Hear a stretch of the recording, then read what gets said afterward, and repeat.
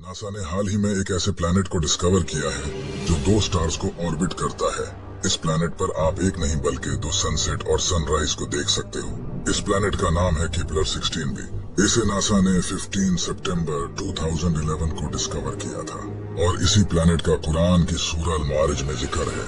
तो मुझे तमाम मशरिकों और तमाम मगरिबों के रब की कसम, बेशक हम जरूर कादिर हैं। कुरान में सूरज से रिलेटेड ये इंफॉर्मेशन बहुत कमाल की है। सूरज में 92% हाइड्रोजन और 8% हीलियम होता है। पीरियोडिक टेबल में हाइड्रोजन का सिंबल H है जो अरबी में हाँ बनता है। कुरान में एक सूरत है जिसका नाम है सूरह अल शम्स। इस सूरह के नाम में शम्स का मतलब भी सूरज है। इस पूरी सूरह में 15 आयतें हैं और हर आयत हाँ लफ्ज पर खत्म होती है। ये कुरान की वाहिद ऐसी सूरह है जिसकी हर आयत हाँ लफ्ज पर खत्म होती है। ये सूरह कुरान की 91 सूरह है और आप हैरान होंगे कि सूरज भी यूनिवर्स के बनने के 91 मिलियन ईयर्स बाद ही बना था और जमीन और सूरज के दरमियान का कम तरीन फासला भी 91.4 मिलियन माइल्स है जो कि इस सूरह का नंबर है। यही नहीं, जमीन और सूरज के दरमियान का एवरेज डिस्टेंस 15 करोड़ किलोमीटर है और इस सूरह में टोटल आयात भी 15 ही है। इसी तरह सूरज के कोर का टेम्परेचर भी 15 मिलियन सेल्सियस है, बिल्कुल जितनी के इस सूरह की टोटल आयात है। क्या कमाल है। 1915 में आइंस्टाइन ने जनरल थ्योरी ऑफ रिलेटिविटी को लिखा। इस थ्योरी से साइंटिस्ट्स ने ये डिस्कवर किया कि स्पेस को मोड़ा भी जा सकता है, यानी कि स्पेस बेंड हो सकती है। यही बात अल्लाह ने सूरह अल अंबिया में बयान की है। याद करो जिस दिन हम आसमान को लपेटेंगे जैसे फरिश्ता नामा एमाल को लपेटता है, हम इसे दोबारा इसी तरह लौटा देंगे जिस तरह हमने पहले बनाया था। ये हमारे ऊपर एक वादा है, बेशक हम जरूर ये करने वाले हैं। 2006 तक इंसानों का यही मानना था कि इंसान के बाल सफेद सिर्फ बुढ़ापे में ही जाकर होते हैं, लेकिन कुरान ने 1400 साल पहले ही बता दिया था कि इंसान के बाल शौक की वजह से भी सफेद हो सकते हैं। फिर अगर तुम कुफ्र करोगे तो उस दिन से कैसे बचोगे जो बच्चों को बूढ़ा कर देगा। इसके अलावा ये सीक्रेट भी कमाल का है। जब एस्ट्रोनॉट स्पेस में जाते हैं तो स्पेस उनकी आंखों की विजन को ब्लर कर देती है और वो डेप्थ परसीव नहीं कर पाते। स्पेस कई एस्ट्रोनॉट्स की आंखों को इफेक्ट करती है। कुरान ने इसका सूरह हिजर में जिक्र किया है। और अगर हम इनके लिए आसमान में कोई दरवाजा खोल देते ताकि दिन के वक्त उसमें चढ़ जाएं, तब भी वो यही कहते कि हमारी निगाहों को बंद कर दिया गया है। साइंटिस्ट्स ने ये डिस्कवर किया है कि इंसान की हड्डियां मौत के बाद पत्थर और लोहे में बदल सकती हैं। इसे पिरिटाइज्ड फॉसिल्स कहा जाता है। इसका जिक्र कुरान ने 1400 साल पहले सूरह अल इसरा आयत नंबर 49 में किया है और इन्होंने कहा, क्या जब हम हड्डियां और रेजा रेजा हो जाएंगे तो क्या वाकई हमें नए सिरे से पैदा करके उठाया जाएगा? तुम फरमाओ के पत्थर बन जाओ या लोहा। ये जानकर आप हैरान हो जाओगे। क्या आपको पता है कि फीमेल स्पाइडर बच्चे पैदा होने के बाद मेल स्पाइडर्स को मारकर फेंक देती है और फिर कुछ वक्त बाद जब बच्चे बड़े होते हैं तो वो अपनी माँ को मारकर फेंक देते हैं। ये दुनिया का सबसे बुरा घर है। इसे भी कुरान में बयान किया गया है।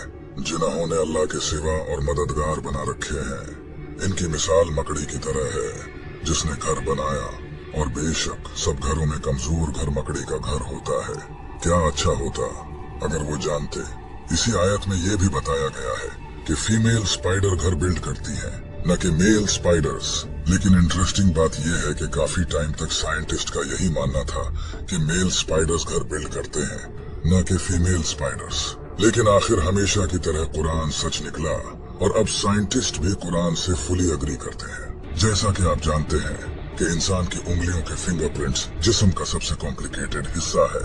हर इंसान की उंगलियों के फिंगरप्रिंट्स डिफरेंट होते हैं। ये बात भी अल्लाह ने कुरान में जाहिर की है। क्यों नहीं हम इस बात पर कादिर हैं कि इसकी उंगलियों के पोरों तक को ठीक कर दें। हम जो लोहा इस्तेमाल करते हैं ये दरअसल स्पेस से आया है। आज से हजारों साल पहले लोहा मिटियोर के जरिए जमीन पर आया था, जो एक साइंटिफिक फैक्ट है और ये बात कुरान ने 1400 साल पहले ही जाहिर कर दी थी। और हमने लोहा उतारा, इसमें सख्त लड़ाई का सामान है और लोगों के लिए फायदे हैं।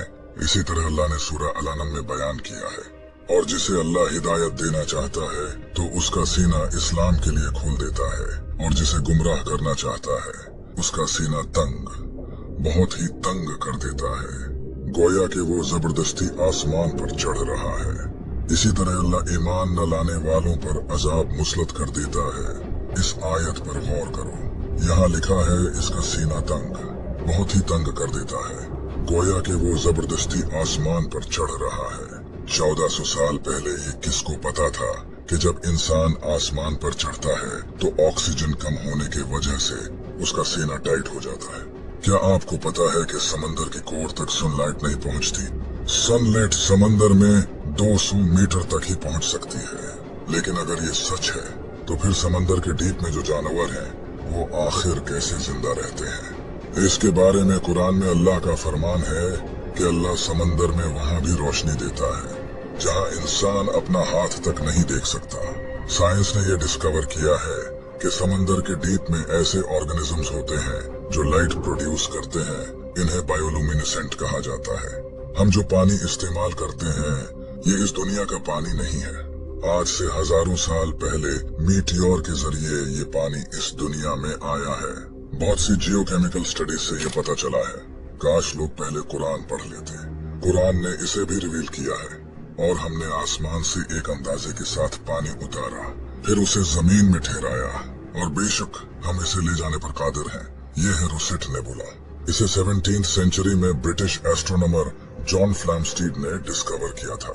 ये नेबुला भी अल्लाह ने कुरान में जाहिर किया है। फिर जब आसमान फट जाएगा तो गुलाब के फूल जैसा सुर्ख हो जाएगा, जैसे सुर्ख चमड़ा। इंसानों और जानवरों के जिस्म में क्रोमोसोम्स की तादाद भी अल्लाह ने कुरान में बताई है। कुरान की सूरह ज़लज़ला में लफ्ज इंसान से पहले 46 लेटर्स आते हैं। आप जानकर हैरान हो जाओगे। इंसानी जिस्म में क्रोमोसोम्स भी 46 ही होते हैं। इसी तरह इस सूरह में लफ्ज बंदर से पहले 48 लेटर्स आते हैं। बंदर के जिस्म में क्रोमोसोम्स भी 48 होते हैं। इस सूरह में लफ्ज शहद की मक्खी से पहले 16 लेटर्स आते हैं। शहद की मक्खी के जिस्म में क्रोमोसोम्स भी 16 ही होते हैं। इस सूरह में लफ्ज घोड़े से पहले 64 लेटर्स आते हैं।